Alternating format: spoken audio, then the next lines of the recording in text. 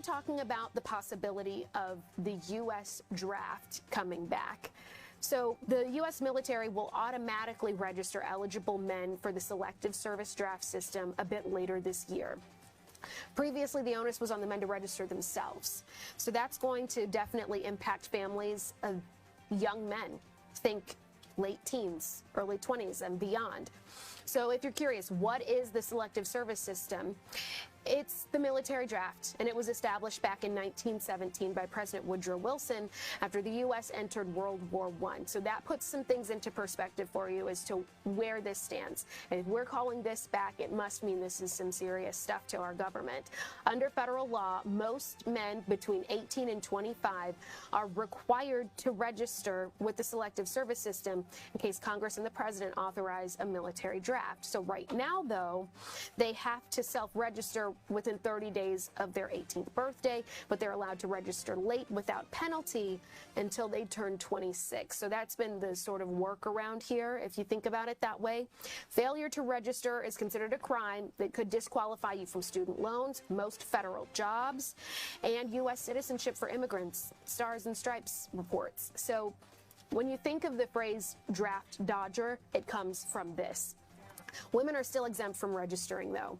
A new rule passed by Congress just last year will automatically register those eligible men in the system, which transfers responsibility for registration from individual men to SSS through integration of federal data sources. This is, again, all coming from the SSS website. So here's the big picture. Draft registration has declined in recent years. And don't just take my word from it. It's coming from the Military Times that monitors this especially closely. And they say that it's in part because federal student loan forms removed the option to register back in 2022. So if you're curious as to when the military draft will become automatic, here's a look at the timeline. According to the Selective Service system, it's hard to say, try it 10 times fast. Automatic registration will be in place by December of this year. Yep, you heard the lady. The draft. The draft may be making a comeback. It sounds like it. Thank you to our friends over at The Hill for breaking this story. Eligible men will automatically be registered into the military draft pool by December as part of an effort to streamline the previous process of self-registration and save money. Now, I, like everybody else, all the other men, should I say, because this, as you heard the woman, women aren't eligible for this. I wonder if the feminists going to have anything to say about that. Yes, eligible men, myself included, we all, when I turned 18, I got a letter from the government the other day, opened it, read it, said they were suckers. And they also said that I had to registered for the Selective Service. And so, and they said, like, you got to do it by this amount of time or it's going to be in trouble. Now, the funny thing is, you know, we were going into war on terror during that era. And so I was, like, petrified that, you know, George Bush or somebody was going to bring back the draft solely for, you know, and put, you know, brothers like me out there on the front line.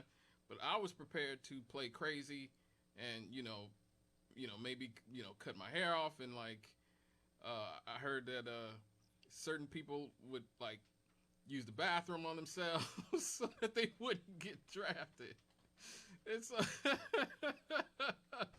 but whatever I would have had to do, I was not going to go fight for George W. Bush and Dick Cheney. That just wasn't going to happen. And so, look, but yeah, it's really the Selective Service. It's supposed to be just in case there's a draft. So they have the Selective Service system, and it's the government agency that maintains a database of men to be called up to serve in case of a national emergency. They submitted a proposed rule to the Office of Information and Regulatory Affairs on March 30th. Now, most men between the ages of 18 and 25 are already required to register with the Selective Service, but automatic registration was mandated in December 2025 as part of the fiscal 2026 National Defense Authorization Act. The change, which was meant to save money, transfers responsibility for registration from individual men to the SSS through integration with federal data services, according to this website. The proposed rule is currently under review by the Regulatory Affairs Office and awaiting finalization.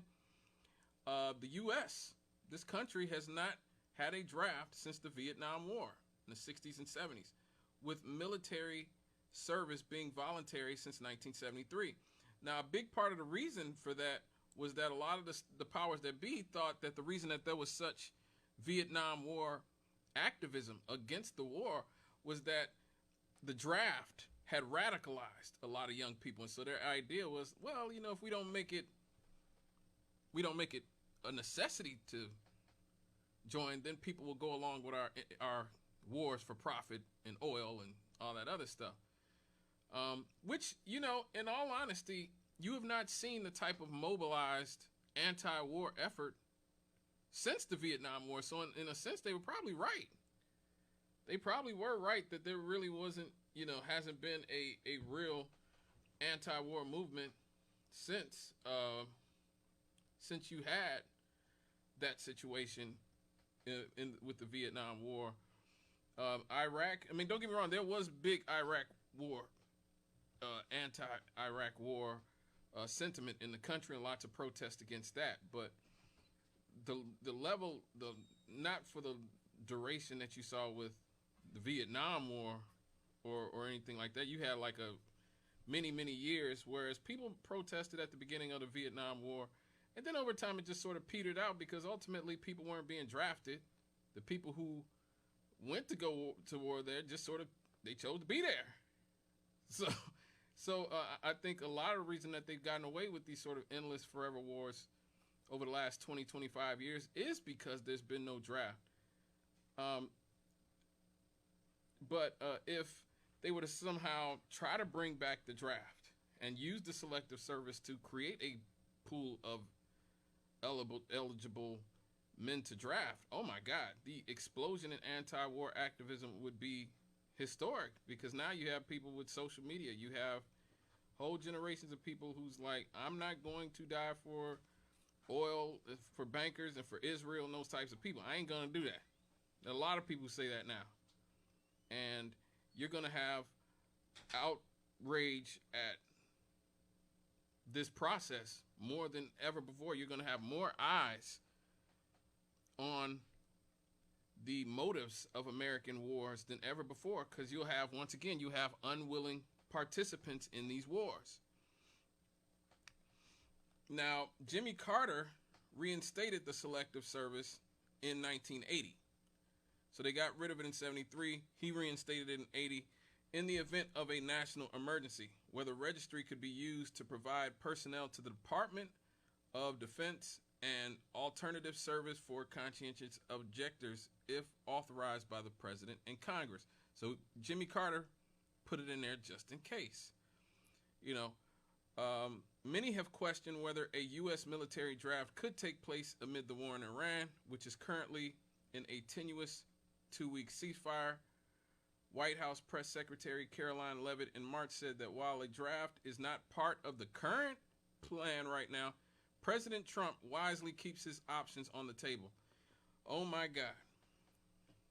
You know, this is another one of those reasons that it was sort of dangerous to put someone with nothing to lose in the White House like Donald Trump, who's you know, he's not running for re-election. I stated at the end of last year when I made my predictions, at the beginning of this year, when I made my predictions for the year 2026, like I said, I don't think Trump is going to last another year. And I think he knows that he's not going to last another year. I think they are making a play for him to be able to transition power to J.D. Vance as we speak. I think that's the play. Transfer power to J.D. Vance. And so Trump alone cannot bring back the draft through executive action, as Congress would need to pass legislation to amend the Military Service Selective Service Act to authorize the president to induct personnel into the military But still, failure to register in the draft is considered a crime and can prevent people from receiving state-funded financial aid and employment in numerous states, causing ineligibility for many federal employment opportunities and job training under the Workforce Innovation and Opportunity Act, and can carry a fine of up to $250,000 and jail time for up to 5 years. And listen to this. In addition, immigrants who don't register may lose their U.S. citizenship. So again, you can see where they're not fully implementing the draft yet, but what they're doing is they're creating a certain atmosphere. They're creating an environment where if all that needs to happen is a few things need to fall into place, maybe a horrific attack here in America, some sort of, 9/11 style attack, and a president who can scare the Congress into voting to re-implement the draft, and you'll have millions of conscientious objectors. And the way that they'll quell that is be able to say, well, it's a crime. You won't be able to receive any state-funded financial aid. You won't be able to get a job in many states. You'll be ineligible for any federal jobs, any job training from workforce development or anything. And you'll be fined $250,000 and may end up going to prison for 5 years. And immigrants, we're going to end up kicking you out of the country. Now, I want you guys to remember on this show, because I've talked about immigration a lot and the purpose of immigration in this country, mass immigration, particularly illegal immigration, but especially mass immigration from Latin America and from other countries. Last year, or it might have been the year before last, I talked about Dick Durbin, who was one of the senators, along with Barack Obama, from Illinois. And he talked about why we needed more immigrants in the country. And he pretty much let the cat out of the bag. I played this clip, I think, a few times before.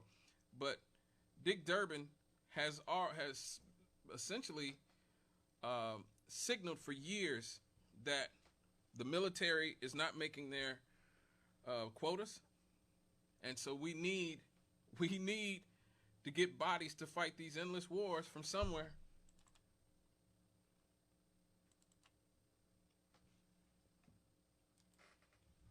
To remove from being an immigrant to this country, and yet there's been resistance throughout our history, unless we needed cheap labor to build the Transcontinental Railroad when we invited Chinese workers to come in. We treated them, unfortunately, in an inhumane fashion and didn't give them largely eligibility to become citizens. But we needed the labor, we needed the workers. It's happened many times before. What troubles me about the debate now about the southern border is it is one half of the immigration equation. Yes, we need order at the border. Yes, we need to have changes in the laws that reflect the reality of the overwhelming numbers from all over the world who are coming to our shores and our border. But there is also an incredible demand for legal immigration into this country even now. The presiding officer, my colleague from the state of Illinois, has legislation which addresses one aspect of that. Her bill, and I hope I describe it accurately, says that if you're an undocumented person in this country and you can pass the physical and the required test, background test, the like, you can serve in our military, and if you do it honorably, we will make you citizens of the United States. Do we need that? Do you know what the recruiting numbers are at the Army and the Navy and the Air Force? They can't reach their quotas each month. They can't find enough people to join our military forces. And there are those who are undocumented who want the chance to serve and risk their lives for this country. So that's Senator Dick Durbin from Illinois. Been a senator he was a senator there for a long time. He's laying it out right there. A big part of the push, and I've said this for a long time, the push for mass immigration into the country is to have people who are willing to fill America's military. Because a large percentage of American youths have figured out that it's a scam. A large percentage of American youths are not trying to go fight and die for the banksters, as FDR used to call them, the military-industrial complex. And they see how soldiers get treated when they come back to America. 23 soldiers commit suicide every day in America. 23. We lose 23 soldiers every single day in this country. It's horrific. It really is.